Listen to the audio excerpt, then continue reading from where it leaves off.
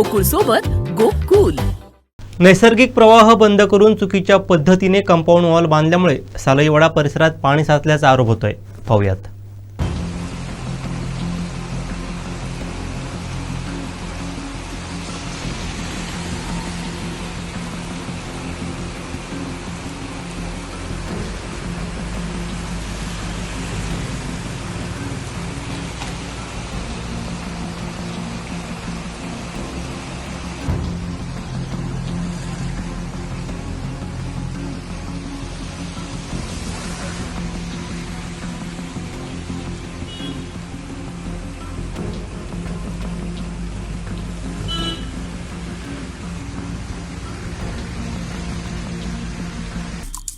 आमचे दिवसभरातले सर्व अपडेट्स, ताज्या घडामोडी आणि थेट लाईव्ह पाहण्यासाठी सबस्क्राइब करा, लाईक करा कोकणचं नंबर 1 महा चॅनल कोकण 7 लाईव्हचं